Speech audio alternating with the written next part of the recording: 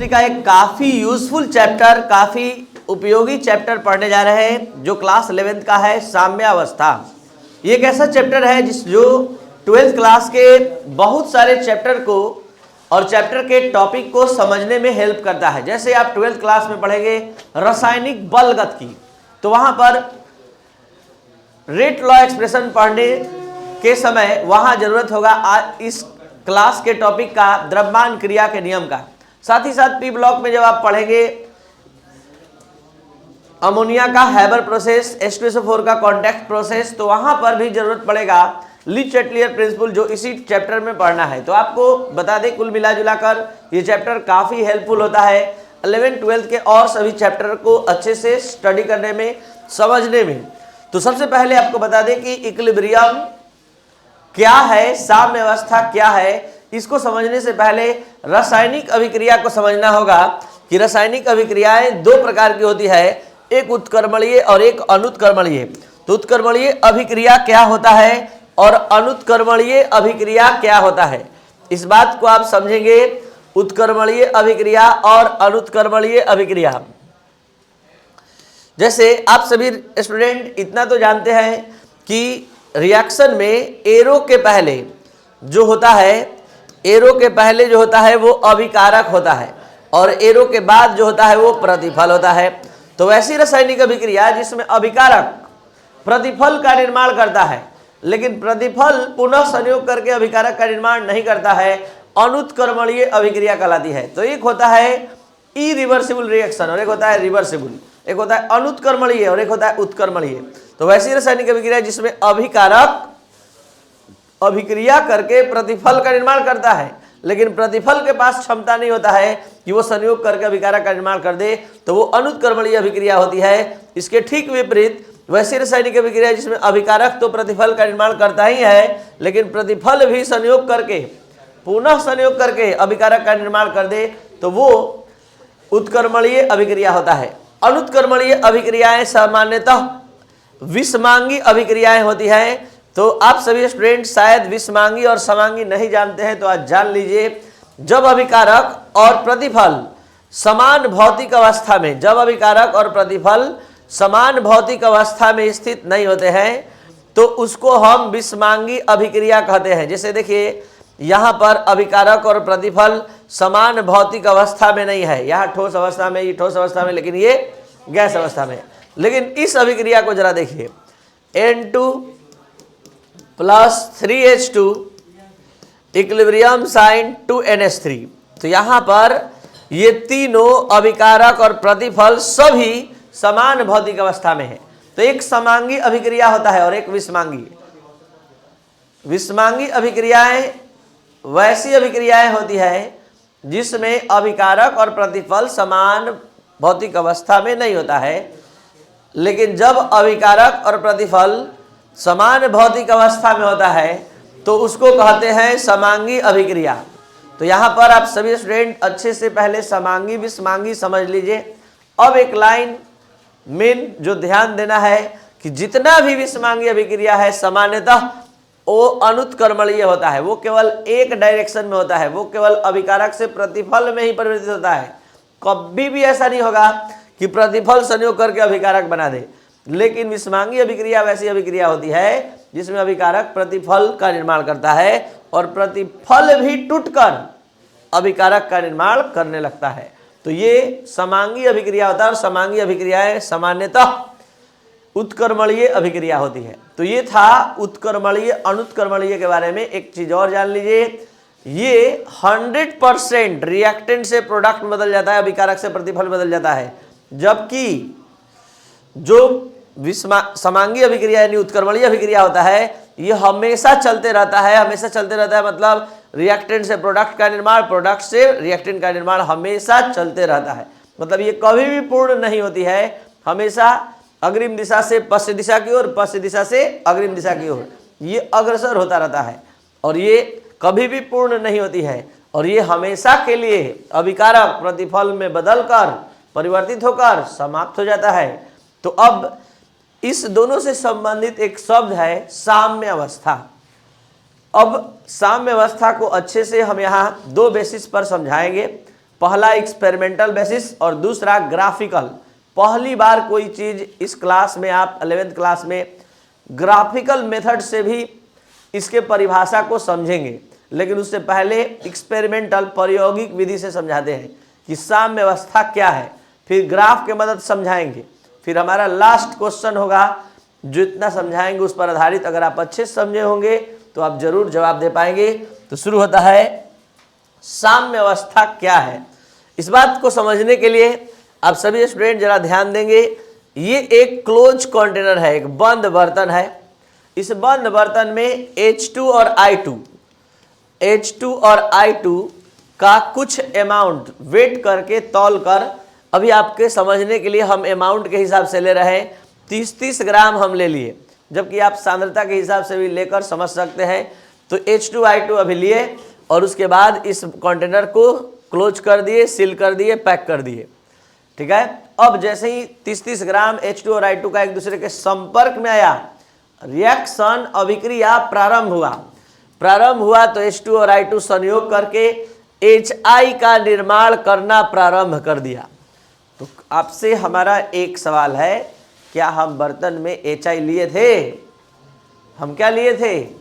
H2 और I2। तो HI के बारे में क्या ख्याल है? शुरू में HI क्या था? 0। HI तो बनेगा रिएक्शन के दौरान। हम दो पदार्थ केवल लिए थे उसमें, H2 और I2, और ये जब एक दूसरे के संपर्क में आया तो रिएक्शन करके क्या बनाने लगा? HI। और धीरे धीरे जब समय बीता, आधा घंटा या 1 घंटा, तो इसमें से कुछ अमाउंट टूटा, कुछ मात्रा वियोजित हुआ और वियोजित होकर HI का निर्माण किया। तो HI मान लीजिए 20 ग्राम बन गया, दोनों में से 10 ग्राम टूट गया। तो HI कहाँ से आया? अभिकारक H2 और I2 से आया, दोनों से 10-10 ग्राम। अब जरा समझिएगा, बर्तन में हम क्या लिए थे शुरू में? H2 और I2। धीरे धीरे रिएक्शन हुआ तो HI बन गया।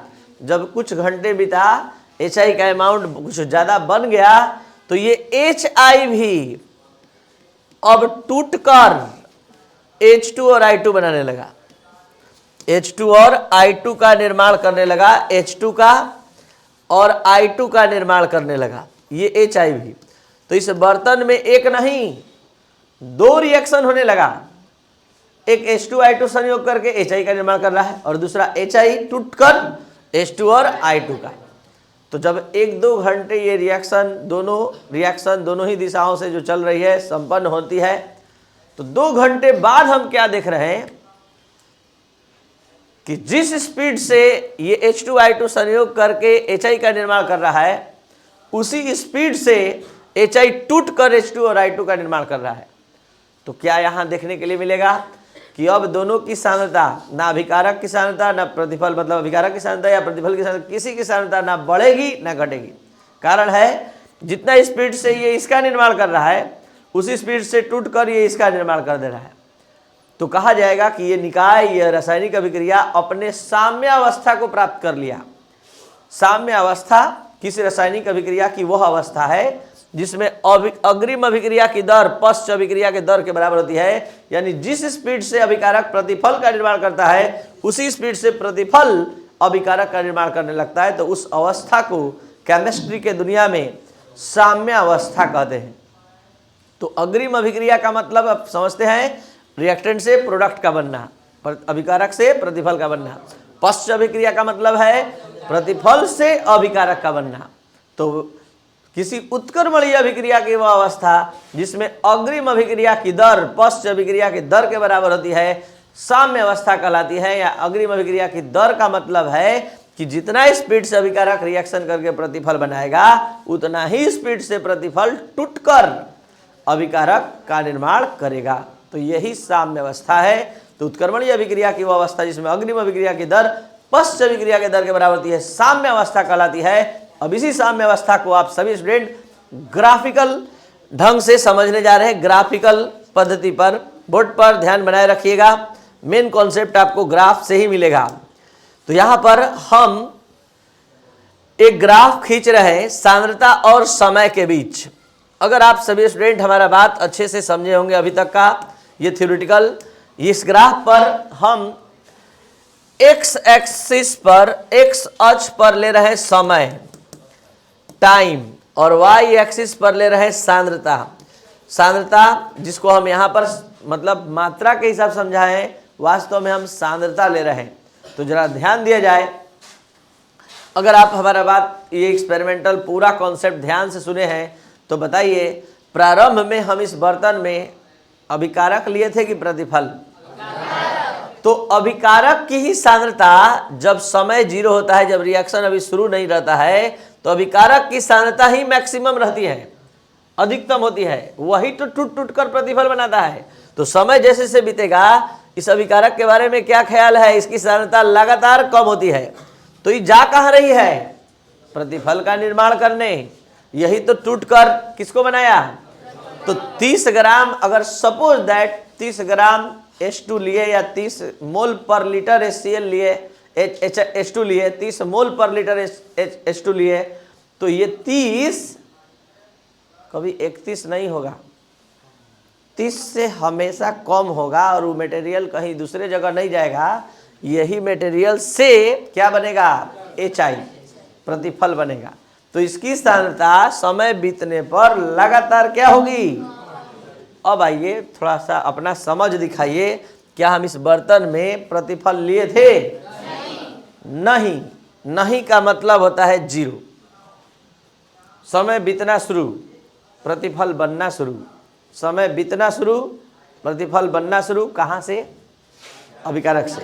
तो समय यहाँ बीतेगा, प्रतिफल का निर्माण होता जाएगा, प्रतिफल की सांद्रता बढ़ती जाएगी, बढ़ती जाएगी, बढ़ती जाएगी, बढ़ के कहाँ से आ रहा है? इस अभिकारक से। तो लगातार इसकी सांद्रता घट रही थी यहाँ तक, इसकी सांद्रता बढ़ रही थी यहाँ तक, लेकिन जरा यहाँ अध्ययन कीजिए तो क्या हो रहा है? ना बढ़ रहा है, पैरेलल चल रहा है। इसका क्या मतलब? ये वो अवस्था है जहां जिस स्पीड से अभिकारक प्रतिफल का निर्माण कर रहा है, उसी स्पीड से प्रतिफल अभिकारक का निर्माण कर रहा है। तो ना सांद्रता बढ़ रहा है ना घट रहा है, दोनों का सांद्रता नियत रह रहा है, कांस्टेंट रह रहा है। कारण यह है कि जिस स्पीड से अभिकारक प्रतिफल का निर्माण कर रहा है, उसी स्पीड से प्रतिफल भी। कोई दिक्कत है समझने में? तो वैसी रासायनिक मतलब किसी रासायनिक अभिक्रिया की वह अवस्था जिसमें अग्रिम अभिक्रिया की दर पश्च अभिक्रिया की दर के, तो यहाँ पर ये अभिकारक के लिए ग्राफ है और ये ग्राफ किसके लिए है? अभिकारक का जो सांद्रता है वो समय के साथ आज के बाद सभी स्टूडेंट ध्यान देंगे घटता है, और प्रतिफल की सांद्रता क्या होती है? बढ़ती है। तो अभिकारक की सांद्रता घटती है और प्रतिफल की सांद्रता बढ़ती है। अब आप पूरा एक एक लाइन आज के क्लास का समझने का क्षमता रखते हैं। शुरू हो रहा है। अगर एक चीज और, अगर वास्तव में आप आज का पढ़ाई अच्छे से समझे तो जवाब दीजिए। रासायनिक अभिक्रिया 2 प्रकार की होती है, उत्क्रमणीय और अनुत्क्रमणीय। वो कौन सी रासायनिक अभिक्रिया है जो साम्य अवस्था को प्राप्त करेगी और कौन नहीं? उत्क्रमणीय अभिक्रिया साम्य अवस्था को प्राप्त करेगी और अनुत्क्रमणीय अभिक्रिया नहीं। क्यों? क्योंकि अनुत्क्रमणीय अभिक्रिया केवल एक डायरेक्शन में होता है, सिंगल डायरेक्शन होता है। रिएक्टेंट से प्रोडक्ट बनता है और रिएक्टेंट से प्रोडक्ट बनने में कभी भी साम्य अवस्था की प्राप्ति तभी होगा जब दोनों दिशा से रन करेगा, दोनों दिशा से चलेगा, रिएक्टेंट से प्रोडक्ट और प्रोडक्ट से, तब जाकर दोनों का स्पीड चेक किया जा सकता है कि कब समान हो रहा है, कब रिएक्टेंट और प्रोडक्ट समान स्पीड से एक दूसरे में परिवर्तित हो रहा है। तो जरा ध्यान दिया जाए, एक एक लाइन एक एक वर्ड समझने का समय आ गया है। अनुत्क्रमणीय अभिक्रिया कि हमने एक एक शब्द आपको समझाया कि नहीं, हर एक बात को आप जो नोट्स में लिखे हैं समझिए। वैसी रासायनिक अभिक्रिया जिसमें अभिकारक प्रतिफल का निर्माण करता है लेकिन प्रतिफल पुनः संयोग करके अभिकारक का निर्माण नहीं करता है, अनुत्क्रमणीय अभिक्रिया कहलाती है। इस प्रकार की अभिक्रियाएं केवल एक ही दिशा में संपन्न होती है। इस प्रकार की रासायनिक अभिक्रिया कभी भी साम्य अवस्था को प्राप्त तो क्यों नहीं करती है? क्योंकि एक डायरेक्शन में संपन्न होता है, इसलिए। नेक्स्ट, सभी प्रकार की विषमांगी यानी सामान्यतः विषमांगी अभिक्रिया जो होता है वो अनुत्क्रमणीय अभिक्रिया होता है। इस प्रकार के अभिक्रिया को सिंगल तीर, एक तीर द्वारा सूचित करते हैं। इस प्रकार के रासायनिक अभिक्रिया में अभिकारक हमेशा के लिए पूर्ण रूप से प्रतिफल में परिवर्तित हो जाता है और ये सभी रासायनिक अभिक्रिया जो आप देख पा रहे हैं ये विषमांगी अभिक्रिया है और ये सिंगल डायरेक्शन में संपन्न होता है। ये सभी अनुत्क्रमणीय अभिक्रिया का उदाहरण है। अब बात करते हैं उत्क्रमणीय अभिक्रिया। वैसी रासायनिक अभिक्रिया जिसमें अभिकारक प्रतिफल का निर्माण करता है और प्रतिफल पुनः संयोग करके अभिकारक का निर्माण करता है, उत्क्रमणीय अभिक्रिया कहलाती है। इस प्रकार की रासायनिक अभिक्रियाएं दोनों ही दिशाओं में संपन्न होती है। इस प्रकार की रासायनिक अभिक्रिया हमेशा साम्य अवस्था को प्राप्त करती है। इस प्रकार की रासायनिक अभिक्रिया में अभिकारक प्रतिफल का निर्माण करता है और प्रतिफल भी अभिकारक का निर्माण करता है। इसलिए ये कह सकते हैं कि ये कभी भी पूर्ण नहीं होती है, हमेशा चलते रहती है, ये अभिक्रिया अग्रसर रहती है। इस प्रकार के रासायनिक अभिक्रियाओं को दो तीर द्वारा सूचित करते हैं। ये दो तीर ऐसे भी दे सकते हैं, ऐसे भी। इस प्रकार रासायनिक अभिक्रियाएं समांगी होती है। साधारणतः एक अवस्था में होने वाला अभिक्रिया मतलब अभिकारक और प्रतिफल समान भौतिक अवस्था में होता है तो उसको समांगी अभिक्रिया कहते हैं और समांगी अभिक्रिया ही उत्क्रमणीय अभिक्रिया होती है। तो इसके बाद आप लास्ट में जल्दी से सभी स्टूडेंट एक सुर ताल में एक आवाज में साम्य अवस्था का परिभाषा देंगे एक साथ। उत्क्रमणीय अभिक्रिया की वह अवस्था जिसमें अग्रिम अभिक्रिया की दर पश्च अभिक्रिया के दर के, चलिए याद हो गया, स्टार्ट। किसी उत्क्रमणीय अभिक्रिया की वह अवस्था जिसमें अग्रिम अभिक्रिया की दर पश्च अभिक्रिया के दर के। तो ये था आपका आज का क्लास। जो भी नए स्टूडेंट इस चैनल पर है, जो ऑनलाइन देख पा रहे हैं, इसको लाइक शेयर और सब्सक्राइब करें। Thank you.